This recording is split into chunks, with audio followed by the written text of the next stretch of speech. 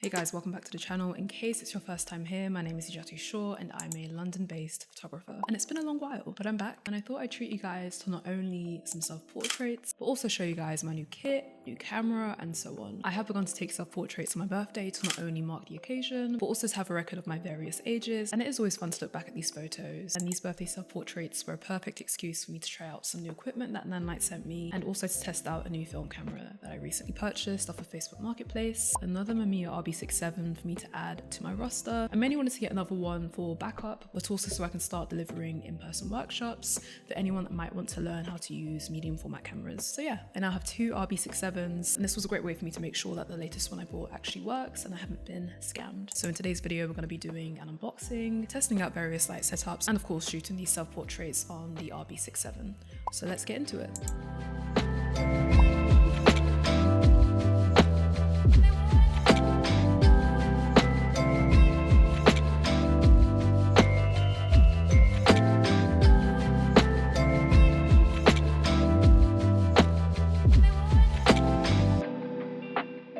First light we're going to set up and test is the PavoSlim 120B. So I actually unboxed this a while back and posted a reel to my Instagram, so make sure you follow me and check it out over there. It's such an easy light to set up. It's a slim bicolor LED panel, really handy in tight spaces with low ceilings like my studio, especially when you want overhead lighting. The softbox is very slim but still does an amazing job of diffusing the light and creating a soft look, and it comes with a grid or egg crate to help control the direction of the light further. It has a really easy mechanism for changing the angle of it, so you can place it overhead or vertically, and I placed it onto a C-stand to have even more flexibility on the angle I wanted to use. So for my first setup, it wasn't completely overhead. I had it slightly tilted so as to light most of my face, but still create some nice shadows on the side that wasn't being properly lit. And having the light tilted at an angle created some really nice fall off on the wall behind me, and placing the grid on the softbox would hopefully make the images crunchy and contrasty. Do excuse the focus on the images. Self-portraits are not easy to take, on film especially.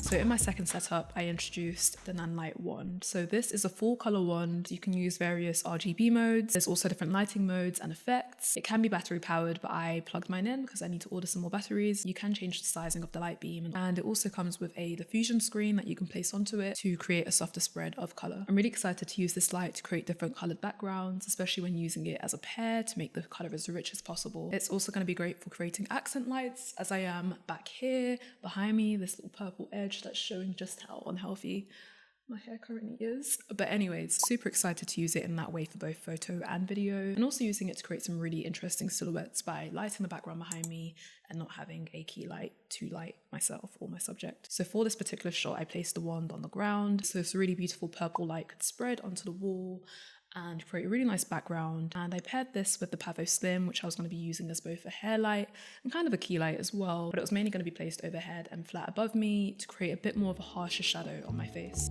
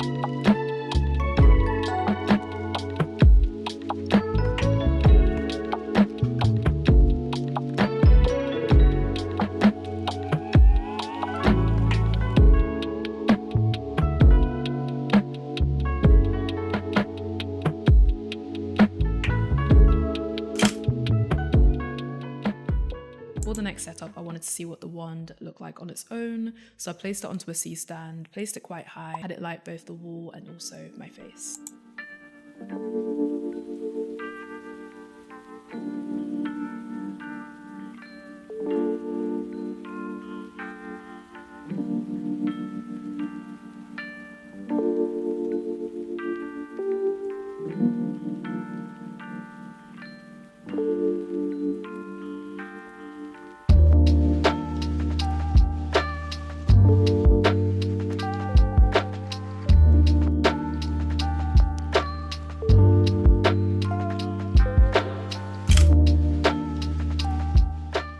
So excited for this new addition to my studio, the 120 parabolic softbox, which is going to fit perfectly onto the FC500B that I currently have in the studio. It's a very deep softbox and creates very strong directional light, perfect for lighting for beauty and also for fashion. Its internal lining is silver, which helps to create very punchy light. It comes with both a standard diffusion panel and a light diffusion panel, and also a grid that can be placed on top to focus the light even more, creating even more depth and contrast onto this image. It uses a bones mount, which means it can also be used on third-party lights. So for this next setup, I used the FC500B along with the parabolic softbox and the light diffusion paired with the grid.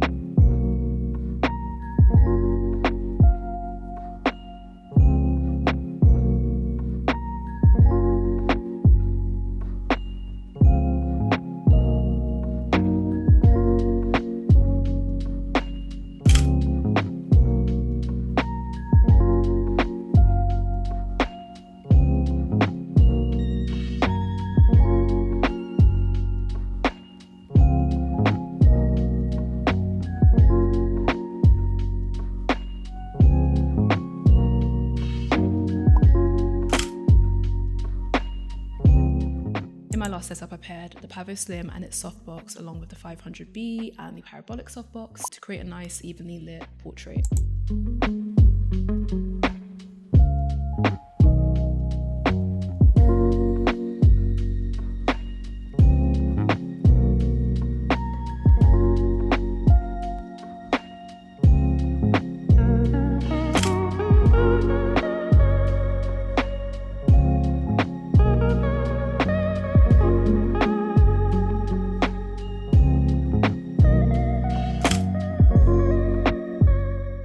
I'm excited to have so many new lights and modifiers here in the studio, and I'm excited to keep learning how to use them and experimenting and trying out different combinations depending on the vibe of the imagery I want. And of course, it's going to be a lot easier for me to work with an actual model or subject, but I've got to hand it to myself because self-portraits are tricky. But as I tend to say, self-portraits are a really good way of learning how to use cameras, equipment, without the pressure of having a crew or an audience in front of you whilst you learn. This was my favorite setup and self-portrait moment. I really hope you guys enjoyed this unboxing slash setup slash lighting breakdown. Let me know which lights or lighting setups you want me to try out across the whole shoot, and I'll share that process with you guys. Thank you to Nanlight for sending everything over, and thank you all for spending time with me and watching this video. Don't forget to like, comment, and subscribe, and I will see you guys in the next one.